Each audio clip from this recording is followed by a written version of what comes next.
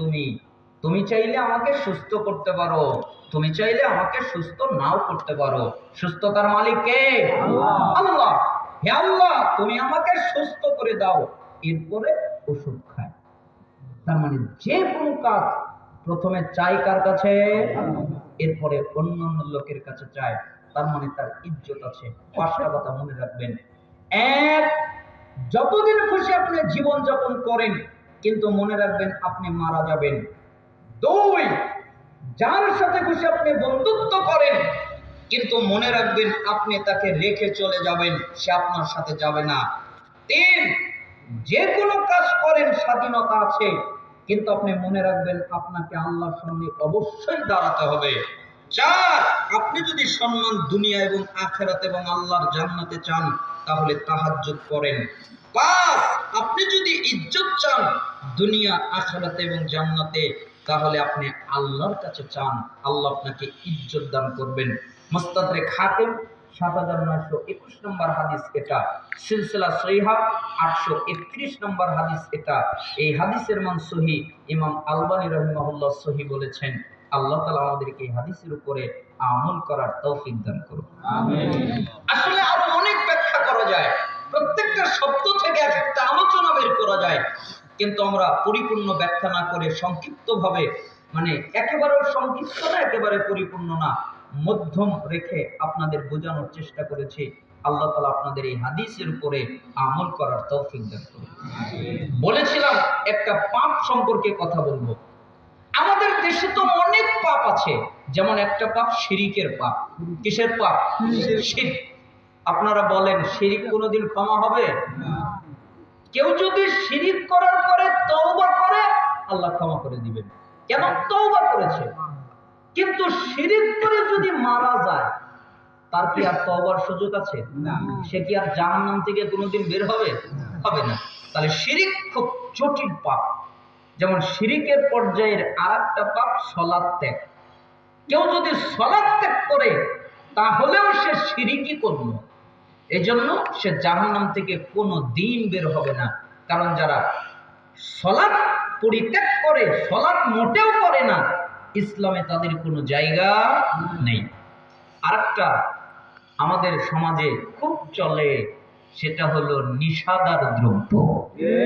আপনারা কি বলেন, আছে না নাই? মদ খায় না? ইয়াবা, হিরোইন, ফেন্সিডিল, গাঁজা, এগুলো সেবন করে না যুবকরা? করে। এই যুবকরা আর আমাদের দেশের মুরব্বীরা আর কিছু কিছু হুজুরেরা, এরা মনে করে যে মদ, গাঁজা, ইয়াবা, হিরোইন, ফেন্সিডিল, আফিম বা ওই জাতীয় যেগুলো আছে, ওইগুলোই মদ। তামাক পাতা মদ না। এজন্য তামাক পাতা খায় আর ফতোয়া দেয় মাকরু। কি ফতোয়া দেয়? মাকরু। অথচ তামাক পাতাও কি? মদ। আচ্ছা, আপনাদেরকে কিছু কাহিনী বললে রাগ করবেন না তো? মানে আমার বাস্তব জীবনের কাহিনী, মানে একবারে বাস্তব। আমি আমার এলাকায় যেতে পারি না, কঠিন। মানে সহিহ গ্রহণ করেছি তো, আহলে হাদিস হয়েছি তো, খুব ব্যাপার। আমি আগে তো পড়াশোনা হানাফি মাদ্রাসা থেকে আমি মুফতি, মানে সর্বোচ্চ রেজাল্ট। তে এরপরে আমি সহিহ এসেছি, কিন্তু আমি যেতে পারি না। গেলেই বিপদ, কারণ গেলেই 10-15 জন সহিহ হয়। মানে আমার সাথে বসলেই একটা বৈঠক হয়। মানে যারা যে যুবকরা বসে, এখন আমার এলাকায় প্রায় 5 থেকে 600 যুবক সহিহ আসছে, অধিক। মানে গেলেই বাড়ে। এই জন্য সবাই বিপদে থাকে, যে আশা হলো রিস্ক। এই জন্য আমার বিরোধিতা করে। আর আমার আত্মীয় স্বজনরা তো আমার কাফের মনে করে, সালাম দিলেও জবাব দেয়।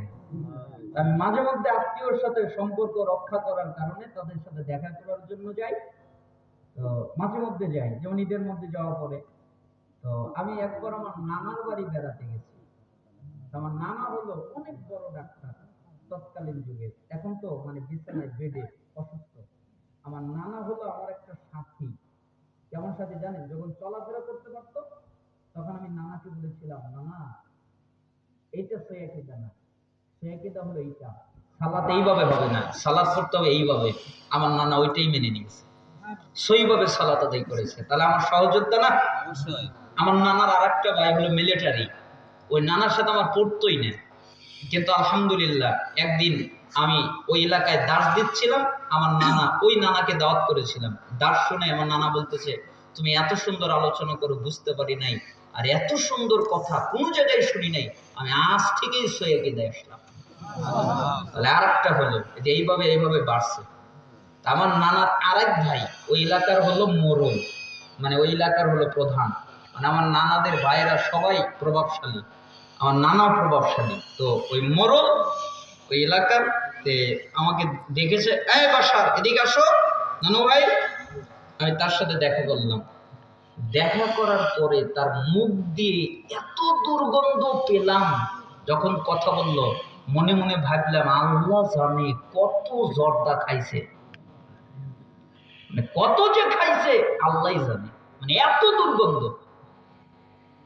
কথা বলতে বলতে ওই পাশ দিয়ে একটা ছেলে যাচ্ছে, ওকে আমি ছোটবেলায় ওর সাথে খেলতাম, বড় হয়ে গেছে তো অনেকদিন দেখা সাক্ষাৎ নাই, তাই চিনতে পারতেছি না। তা আমার নানা আমাকে বলতেছে, ওকে চিনো? না না না, আমি চিনি না। বলো কি, ছোটবেলায় ওর সাথে খেলেছো? ও অমুক। বললাম হ্যাঁ হ্যাঁ হ্যাঁ চিনি তো, ছোটবেলার সাথে কত খেলেছি নানার বাড়ি এসে। ওর সাথে এখন আর মিশবা না। বললাম কেন নানা, মিশতে দিবেন না কেন?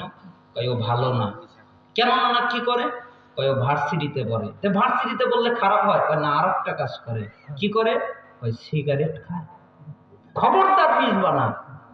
মনে মনে বলছিলাম না না, ও সিগারেট খায়, ওর যাতে যদি মিশা না যায়, আপনি এখানে জ্বর আপনার শ্যামাও দেখা যাবে না, কেননা আপনি এখানে ডাইরেক্ট, আর ও খায় কি? ধোয়া। দুটাই তামাক কথা, আপনি খান ডাইরেক্ট আর ও খায় কি? ধোয়া। আরেক দিনের ঘটনা, এলাকাতে হাঁটছিলাম, আমাদের বাজার মসজিদের ইমাম না, মানে আমার যেখানে বাসা তার পাশে বাম পাশে যে মসজিদ, ওই মসজিদের ইমাম খুব গরম, মানে সবসময় রাগের থাকে, মিজাজটা রাগী। আমাকে একদিন দেখে আমাকে ধরেছে, হ্যাঁ বাসার দাঁড়াও।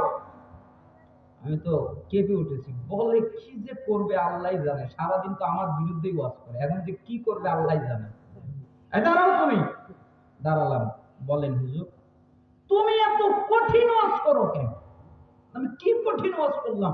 এই যে তুমি বলো নিষেধাজ্ঞা দ্রব্য হারাম, আর তার মধ্যে ঢোকাও জর্দা হারাম, এটা ঠিক হলো? মদ হারাম কও, জর্দা হারাম কও কেন? বললাম কি কব? কবা মাকরু। এখন আমি বললাম হুজুর মাকরু মানে কি? অপছন্দনীয়, খারাপ। মানে হুজুরও জানে খারাপ, হুজুরও জানে অপছন্দনীয়, কিন্তু হুজুর খায়। এক কথা অনেক কথা হতে হতে এক পর্যায়ে আমার, মানে কথা কাটাকাটি হতে হতে এক পর্যায়ে আমাকে বললো, তুমি আজকে আমাকে দলিল দিবা, না দাও কিন্তু তোমাকে যেতে দিব না। কিসের দলিল? তুমি আমাকে কোরআনের দিকে এমন কোন আয়াত দিবা যে আয়াতে আল্লাহ বলেছেন জর্দা হারাম, অথবা এমন কোন হাদিস দিবা যে হাদিসে রাসূল বলেছেন জর্দা হারাম, না দিলে তোমার যেতে দিব না। আচ্ছা বলেন, এমন আয়াত আর হাদিস আছে? নাই তো। আমি তো বিপদে, কারণ জর্দার নাম তো নাই, নিষেধাজ্ঞার দ্রব্যের কথা আছে, খমরের কথা আছে, মদের কথা আছে। তখন চট করে আমার একটা মাথায় বুদ্ধি আসলো, বুদ্ধিটার সাথে আমি তাকে বললাম, হুজুর আপনি দলিল দেন। আমি আবার কিসের দলিল দিব? আপনি বলেন ইয়াবা হারাম, ফেন্সিডিল হারাম, গাঁজা হারাম, আফিম হারাম, কোথায় আছে বলেন। আপনারা কি বলেন? ইয়াবার কথা আছে, আফিমের কথা আছে, গাঁজার কথা আছে, মদের কথা, খমরের কথা আছে, কিন্তু এগুলোর কথা তো নাই। তাহলে কেউ এগুলো তো হারামি, এগুলো তো মদই। আপনি বলেন কোন জায়গায় আল্লাহ রাসূল বলছে যে ইয়াবা হারাম? না, এভাবে তো নাই, মূলনীতি আছে। আমি বললাম ঠিক, আপনি যেরকম বললেন মূলনীতি আছে, ওই জর্দারও মূলনীতি আছে। কি মূলনীতি? আপনি হাদিস করেন নাই? কোন হাদিস?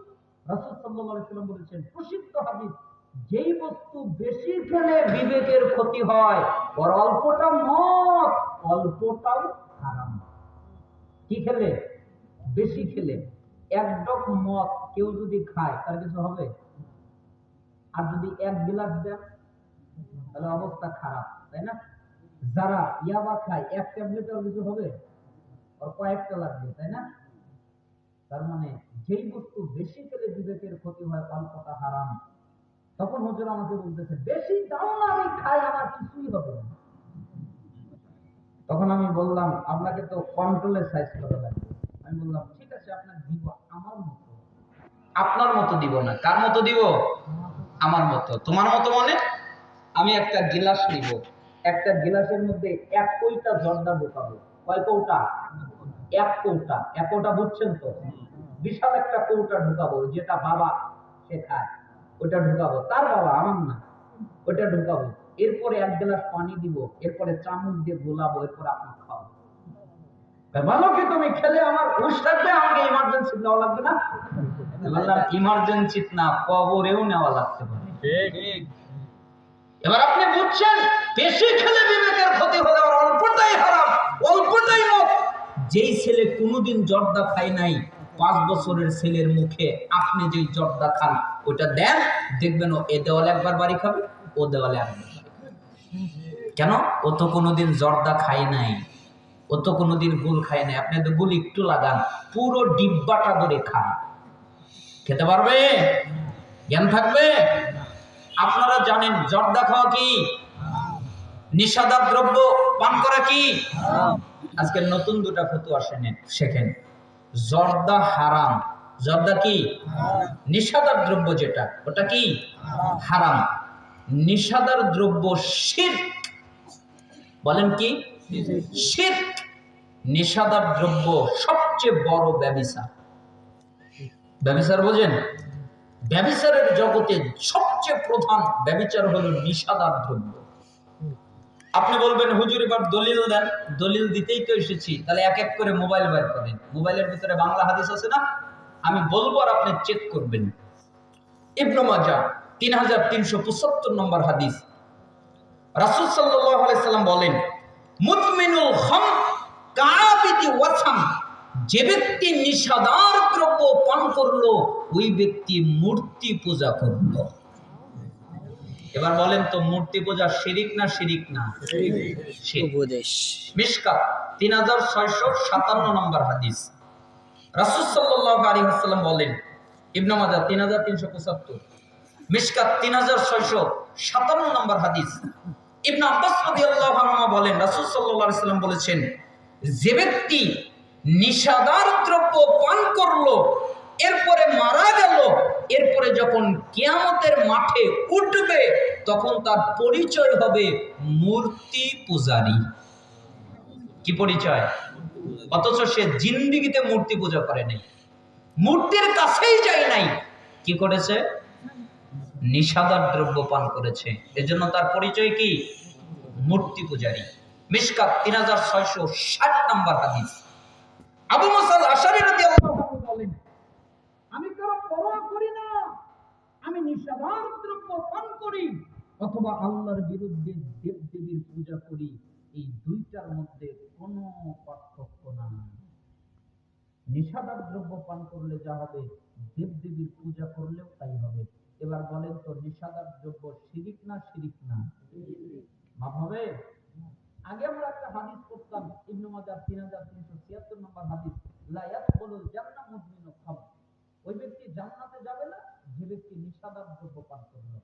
আমরা তখন তাবিল করতাম, আমরা বলতাম যে এটা সরাসরি না, এটা ব্যাখ্যাযোগ্য, মানে এটা আল্লাহ ভয় দেখানোর জন্য রাসূলের মাধ্যমে বলেছেন, তবে সে জান্নাতে যাবে, একথা আমরা বলতাম। কিন্তু যখন আমি মাওসুআতুল ফিকহ আলাল মাযাহিবিল আরবাআ এই কিতাবটা পড়েছি, তখন তার মধ্যে আমি শিখেছি যে নিষাদার দ্রব্য সবচেয়ে কঠিন পাপ তিনটার একটা। একটা হলো শিরক, আরেকটা হলো সালাত ত্যাগ, আরেকটা হলো নিষাদার দ্রব্য পান করা। এই তিন পাপ আল্লাহ ক্ষমা করবে না। কেন? তিনটাই শিরক। তিনটাই কি? শিরক। তাহলে নিষাদার দ্রব্য খাওয়া যাবে? এবার বলেছিলাম ব্যভিচার। সবাই হাদিস বের করেন, হাদিস সম্ভার, মানে হাদিসটা মূলত আছে হলো সহিহুল জামে 3345 নম্বর হাদিস, কিন্তু ওই কিতাবটা আরবি, আপনারা খুঁজে পাবেন না। এই জন্য বাংলা ভাষায় একটা কিতাব আব্দুল হামিদ সাইদি মাদানী হাফিজাহুল্লাহ সংকলন করেছেন, হাদিস সম্ভার। ওই কিতাবের 1668 নম্বর হাদিস। ওই হাদিসে তিনি বলেছেন, ইবনে আব্বাস রাদিয়াল্লাহু আনহু বলেন, আমি রাসূল সাল্লাল্লাহু আলাইহি সাল্লামকে নিজের কানে বলতে শুনেছি, তোমরা নিষাদার দ্রব্য পান করো না, উম্মুল ফাওয়াহিশ, যতগুলো অশ্লীলতা আছে সমস্ত অশ্লীলতার প্রধান, সমস্ত অশ্লীলতার মা, এবং যতগুলো পাপ আছে সবচেয়ে বড় পাপ মান শরিবাহা ওয়া ক্বালা উম্মিহি ওয়া খালাতিহি ওয়া আম্মাতিহি, যে ব্যক্তি নিশাদার দ্রব্য পান করলো সে তার মায়ের সাথে জিনা করলো, সে তার ফুফুর সাথে জিনা করলো, সে তার খালার সাথে জিনা করলো। এবার বলেন তো কত পাপ? নিশাদার দ্রব্য পান করলে কার সাথে জিনা করলো? মায়ের সাথে, ফুফুর সাথে, খালার সাথে। এই হাদিস নিয়ে আমার একটু কনফিউজ ছিল, তাই আমি এই হাদিসে একবারে তন্ন ভন্ন করে ছিন্ন বিচ্ছিন্ন করে গবেষণা করেছি। প্রায় কয়েক মাস গবেষণা করেছে। আলোচনার আগে আমি দেখেছি এই হাদিসের সনদ মতন এত স্ট্রং, এখানে কোনো সন্দেহই নেই। মানে সনদ মতন দুটাই শক্তিশালী, কোনো সন্দেহ নেই। একেবারে ইমাম বুখারী রাহিমাহুল্লাহ যেই 5টা শর্ত রেখেছেন ওই শর্ত অনুযায়ী সহিহ। তাহলে নিষেধাজ্ঞ দ্রব্য পান করা যাবে। আমার আগের ড্রাইভার, মানে এখন তো নতুন ড্রাইভার, আগের ড্রাইভার তার নাম হলো দুলাল, উনি জর্দা খাইতো বেশি বেশি। এজন্য আমি একদিন বললাম, এই ভাই জর্দা খাবেন না। হুজুর কথা বলেন না, গাড়ি কিন্তু পাগারে যাবে। এখন আমি বিপদে কি যে আর বলি, না করেছি জর্দা খাইয়েন না, আর গাড়ি পাগারে যাবে। আমি আর জ্বরে কিছু কই নেই, ওই কিনে কি করে আর আমি কিছু কই নেই। আমি বললাম এখন আমি কি করব? তখন আমি বললাম, তোমাকে সাইজ করার আমার বুদ্ধি আছে। কি বুদ্ধি? তুমি তো বসে থাকো আর আমি তো ওয়াজ করি, আমার ওয়াজ তো তোমার কানে যায়। তখন আমি ওয়াজের মধ্যে নিষেধাজ্ঞ দ্রব্য 4টা হাদিস ঢুকিয়ে দিলাম। 4টা হাদিস দু একদিন আলোচনা করার পরে, এখন কয়েকদিন পরে ড্রাইভার একদিন জামালপুর অনেক দূর থেকে আসতেছে, এখন দেখি আর মুখ নড়ে না। মানে জামালপুর থেকে বগুড়া পর্যন্ত আসতে 20টা পান খায়, এত পান খায়। ওই দিন আর পান খাচ্ছে না। আমি বলতেছি, এই ভাই পান খাবেন না? হুজুর কথা কয় না, গাড়ি কিছুক্ষণ দূর আবার গেল, যাওয়ার পরে বলতেছে, এই হুজুর, এই ভাই পান খাবেন না, জর্দা খাবেন না, গাড়িটা পাকারে যাবে। তো হুজুর এটা একটা কথা বললেন, আপনি যে ওয়াজ করলেন আমি তো জানি ওয়াজ করছেন আমার লাগে, আর কারো লাগে ওয়াজ করেন নাই, আমার লাগি ওয়াজ করেন। আমার লজ্জা নেই, আমি শিরিক করব? আমি জিন্দেগিতে শিরিক করব না। আমি যদি জানতাম এটা শিরিক আমি কোনোদিন খেতাম না। আর আমি আমার মায়ের সাথে ব্যভিচার করবো, এটা আপনি ভাবলেন কি করে? আমি আমার মায়ের সাথে, আমার খালার সাথে, ফুফুর সাথে কিভাবে ব্যভিচার করি? আর আমি জর্দা তো খাবো না, জিন্দেগিতে পানি খাবো না। ড্রাইভার পরিবর্তন হয় নাই। আমার ওই নানা যখন কথাবার্তা শেষ, তখন বললাম, নানা কয়টা হাদিস বলবো, শুনবেন? কি হাদিস বলবা? মানে আমার আবার অভ্যাস, পাপ দেখলে আমি তখন কই না, পরে কই, ঠিকই কই যে না না কব, আপনি শুনবেন? আচ্ছা কব। তখন আমি 4টা হাদিস বললাম। তখন নানা আমাকে বললেন, বুঝছি না তুই কি করছো, তুমি যে আমাকে কি কবা তা আমি বুঝে গেছি, যাও কথা দিলাম আর কোনোদিন জর্দা খাবো না। এবার ওই হুজুর, তার সাথে আমার তর্ক বিতর্ক চলতে চলতে শেষ পর্যায়ে গিয়ে বললাম, আপনার কয়টা হাদিস বলি, শুনবেন? তোমার হাদিস শোনাও তো বিপদ, তাও বলো। তখন আমি 4টা হাদিস বললাম, এই 4টা শিরিকের এবং ব্যভিচারের, মায়ের সাথে, ফুফুর সাথে, খালার সাথে, এই 4টা হাদিস বললাম। তখন হুজুর আমাকে প্রায় কেঁদেই ফেলবে জড়িয়ে ধরে আমাকে বলতেছে, আল্লাহর কসম আমি জানতাম না নিষেধাজ্ঞ দ্রব্য শিরক, আমি জানতাম না নিষেধাজ্ঞ দ্রব্য খেলে মায়ের সাথে, ফুফুর সাথে, খালার সাথে ব্যভিচার হয়। আমি এই হাদিস জীবনে শুনি নাই, যদি আমি শুনতাম তাহলে আমি জিন্দেগিতে খেতাম না। আজকে তোমাকে ওয়াদা করলাম আমি আর কোনোদিন জর্দা খাবো না। তারা পরিবর্তন হয়েছে, আপনি হতে পারবেন না? আপনি বোঝেন না কেন? আমি আমার বাপের সাথে তামাক খেতে কাজ করেছি, এজন্য তামাক খেত সম্পর্কে আমার অভিজ্ঞতা আছে। একদিন আমি তামাক খেতের মালিককে জিজ্ঞেস করলাম, চাচ্চু বলো, আপনি খেতে বাউন্ডারি দেন না কেন, মানে বেড়া দেন না কেন? তখন আমাকে বলতেছে, চাচ্চু বেড়া দিয়ে কি হবে, গরু খায় না, ছাগলেও খায় না। বুঝেন নাই? কুত্তা তো আর পাতা খায় না, কুত্তা বাদি দিলাম, ছাগল আর কিসে গরু খায় না। তা আমি তদন্ত করে দেখলাম পোকাও খায় না। কেন? পাতাগুলো পরে মাটির সাথে মিশে যায়, পচে যায়, কিন্তু ওই পাতায় কোনো পোকা ধরে না। তাহলে খায় কারা? মানুষ। এজন্য আল্লাহ বলেন উলাইকা কালানআম, এরা চতুষ্পদ জন্তু জানোয়ারের মতো। এরপরে বলেন কম হয়ে গেল, বালহুম আদাল, এর চেয়ে খারাপ। তার মানে যারা নিষাদার দ্রব্য, যারা তামাক পাতা সেবন করে, তারা ছাগল, তারা গরু, তারা কুত্তা, তারা পোকা, তারা শ্রীগাল, তারা শূকর, যতগুলো নিকৃষ্ট প্রাণী আছে সবগুলোর চেয়ে খারাপ। তাহলে নিষাদার দ্রব্য খাওয়া যাবে না, তামাক পাতা খাওয়া যাবে না। আজকে একটা মাসালা তো শিখলেন, তামাক পাতা খাওয়া যাবে না। কেন? এটা হারাম, এটা শিরক, আবার এটা ব্যভিচার। কয়টা পাপ? 3টা পাপ। আমি বুঝি না, রাসূল সাল্লাল্লাহু আলাইহি সাল্লাম হাদিস বললেন কেউ যদি নিষাদার দ্রব্য পান করে তাহলে 40 দিন তার ইবাদত কবুল হয় না। শুনেন নাই হাদিস? কত শুনেছেন। আবার যদি তওবা করে তাহলে আল্লাহ ক্ষমা করে দেয়। আবার যদি নিষাদার দ্রব্য পান করে 40 দিন ইবাদত কবুল হয় না। আবার যদি তওবা করে আল্লাহ ক্ষমা করে দেয়। তৃতীয়বার যদি নিষাদার দ্রব্য পান করে 40 দিন ইবাদত কবুল হয় না। আবার যদি তওবা করে আল্লাহ ক্ষমা করে দেয়। কিন্তু চতুর্থবার যদি নিষাদার দ্রব্য পান করে, আল্লাহ ওয়াদা করেছেন আমি অবশ্যই তাকে রাদ্দাতুল খাবাল, তিনাতুল খাবাল খাওয়াবো। মানে জাহান্নামীদের রক্ত মাংস পড়ে পুচ যেই পদার্থগুলো তাদের শরীর থেকে বের হবে তরল ফুটন্ত, ওইগুলো আমি তাকে খাওয়াবো। যে ব্যক্তি নিষাদার দ্রব্য পান করবে, মানে চতুর্থবার আর তওবা কবুল হবে না। কত কঠিন কথা! এরকম বাক্য, এরকম বাণী আর কোনো পাপের ক্ষেত্রে আসে নাই। অতএব নিষাদার দ্রব্য পান করবেন না। আল্লাহ তাআলা আমাদেরকে হেফাজত করুন। আজকে বেশি আলোচনা আপনাদের কাছে করতে না পারায় দুঃখিত। প্রায় 1টার কাছে বেজে গেছে, মানে 12:50 বাজে, মানে 1টাই। এজন্য আপনারা আমরা সবাই মিলে আল্লাহর কাছে দোয়া করে এরপরে চলে যাব। আমরা দোয়া করছি, দোয়া করে উঠবেন। কেন?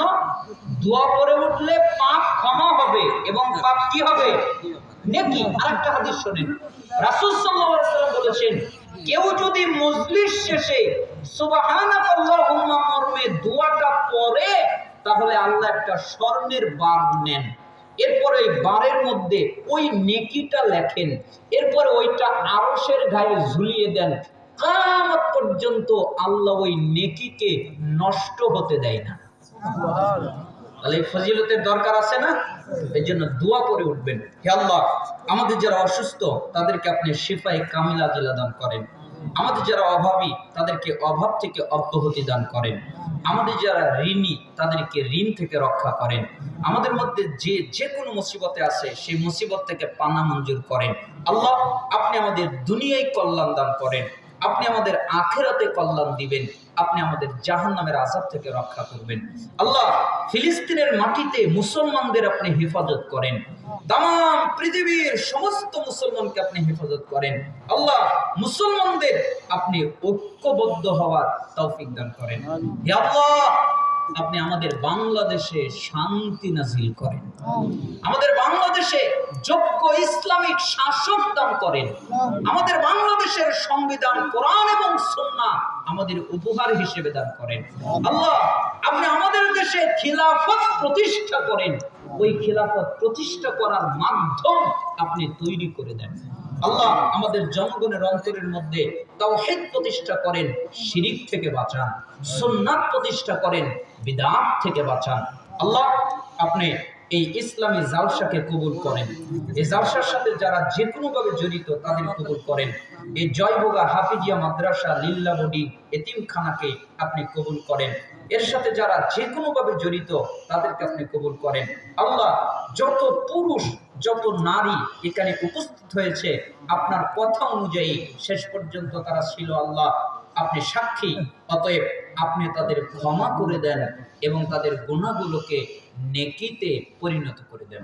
আল্লাহ আপনি আমাদের দোয়াকে কবুল করে নেন। আমরা পড়ছি সুবহানাকাল্লাহুম্মা ওয়া বিহামদিক আশহাদু আল্লা ইলাহা ইল্লা আনতা আস্তাগফিরুকা ওয়া আতুবু ইলাইক। আলোচনা শেষ করতে না পারায় দুঃখিত, ক্ষমা সুন্দর দৃষ্টিতে দেখবেন। আসসালামু আলাইকুম ওয়া রাহমাতুল্লাহ।